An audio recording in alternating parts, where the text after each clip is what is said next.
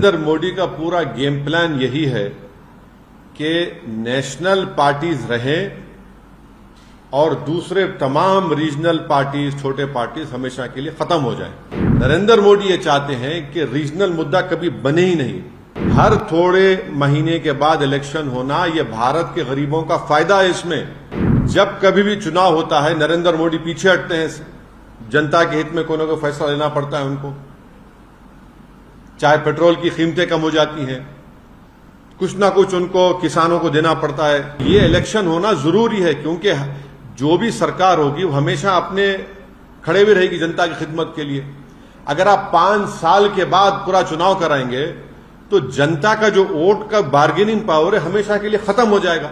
एक लेजिस्लेचर होगा, विधानसभा, तो उसका टाइम होगा ना, टाइम पर चलेगा, वो अपने टाइम पर खत्म होगा। आप कौन होते हैं उसका टाइम खत्म करने के लिए? भारत के जमहूरियत के लिए, भारत की फेडरलिज्म के लिए, भारत के संविधान के बेसिक स्ट्रक्चर के लिए ये ठीक नहीं है और गरीब जनता के लिए ठीक नहीं है, किसानों के लिए ठीक नहीं है, युवाओं के लिए ठीक नहीं है। बीजेपी की आइडियोलॉजी, आरएसएस की हमेशा ही रही है कि वो रीजनल पार्टीज को नहीं चाहते, इसीलिए वन नेशन वन इलेक्शन का एक मार रहे हैं तुग्गा। हम तो इसकी मुखालिफत किए हैं और मुखालिफत कॉन्स्टिट्यूशनल रिक्वायरमेंट्स अगर फाइनेंशियल और एडमिनिस्ट्रेटिव कंसिडरेशंस पे होगा तो ये तो अलग कॉन्सिक्वेंसेस होंगे, इसके एब्सर्ड कॉन्सिक्वेंसेस होंगे। तो फिर अगर आप ये बोलेंगे भाई सिविल सर्विस काम नहीं कर रहा है, पुलिस काम नहीं कर रही है, निकाल दो। जुडिशरी में बहुत से केसेस पेंडिंग है, जुडिशरी को बंद कर दो। तो ये ऐसा नहीं हो सकता है। इसीलिए ये जो वन नेशन वन इलेक्शन की बात नरेंद्र मोदी 2019 से कर रहे हैं, 2019 में जब उनको दोबारा कामयाबी मिली तो उस वक्त ऑल पार्टी मीटिंग हुई थी पार्लियामेंट की, लोकसभा की लाइब्रेरी में। उसमें तमाम पार्लियामेंट में जितने एमपीज थे, लोकसभा राज्यसभा, उनके पार्टी के लीडर्स को बुलाया गया। उस मीटिंग में मुझे अच्छी तरह याद है कि मेरी पार्टी और लेट हमारे जो सीपीएम के लीडर सीताराम येचुरी, हमने इसकी मुखालिफत की थी। तो नरेंद्र मोदी का पूरा गेम प्लान यही है कि नेशनल पार्टीज रहें और दूसरे तमाम रीजनल पार्टीज, छोटे पार्टीज हमेशा के लिए खत्म हो जाएं। आप देखिए कि अगर नेशनल इलेक्शन होगा तो मुद्दा नेशनल होगा, रीजनल इलेक्शन होगा असेंबली का, विधानसभा का, तो रीजनल मुद्दा होगा।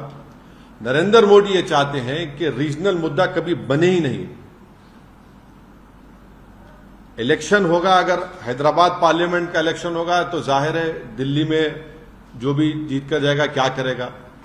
असेंबली का तेलंगाना का इलेक्शन होगा तो भाई आप किसान को क्या देने वाले हैं, हाँ, आप कितने सोशल वेलफेयर के स्कूल्स खोलने वाले हैं, आप हैदराबाद के डेवलपमेंट के लिए क्या करेंगे। तो बीजेपी यही चाहती है कि ये वन नेशन वन इलेक्शन करवाकर रीजनल पार्टीज को कमजोर करके रख दिया जाए। और ये बार बार इनका आर्गुमेंट है कि नहीं, हर थोड़े दिन का इलेक्शन हो रहा है।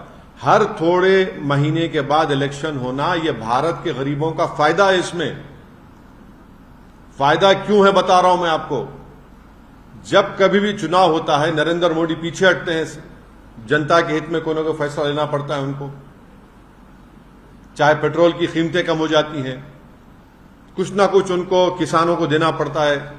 तो ये इलेक्शन होना जरूरी है क्योंकि जो भी सरकार होगी वो हमेशा अपने खड़े भी रहेगी जनता की खिदमत के लिए।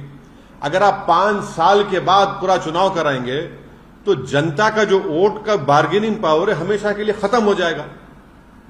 अब हरियाणा को चुनाव हो रहा है, महाराष्ट्र को चुनाव हो रहा है। नरेंद्र मोदी ने कितने मर्तबा जाकर महाराष्ट्र में इनॉग्रेशन किया बताइए, कितने मर्तबा जाकर ये डेवलपमेंट वो डेवलपमेंट का काम मैं कर रहा हूं, फाउंडेशन डाल रहा हूं।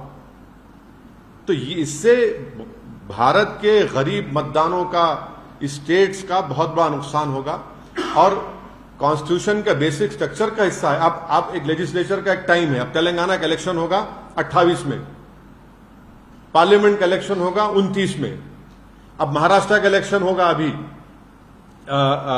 नवंबर में, 5 साल के बाद होगा, 29 में होगा। बिहार का इलेक्शन होगा बाद में होगा। आप कैसे सबको उसका टाइम कैसे खत्म करेंगे? आप होते कौन है टाइम खत्म करने वाले?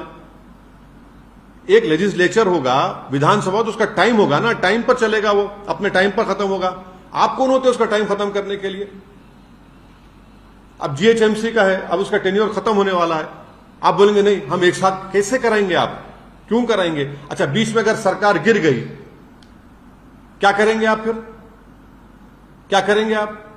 तो ये भारत के जमहूरियत के लिए, भारत की फेडरलिज्म के लिए, भारत के संविधान के बेसिक स्ट्रक्चर के लिए ये ठीक नहीं है, और गरीब जनता के लिए ठीक नहीं है, किसानों के लिए ठीक नहीं है, युवाओं के लिए ठीक नहीं है।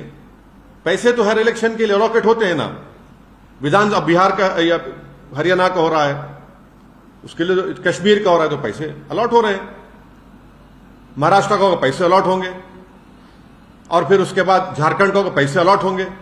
तो ये नहीं, ये देखिए, कॉन्स्टिट्यूशन जो है ना, आप एडमिनिस्ट्रेशन को, कॉन्स्टिट्यूशन की जो स्कीम है, आप ये नहीं बोल सकते नहीं पैसे बचाने का। पैसे बचाने तो फिर कल कोई उठ के बोलेगा पुलिस को बंद कर दो, आईपीएस को, कोई बोलेगा कोर्ट में इतना पेंडिंग है।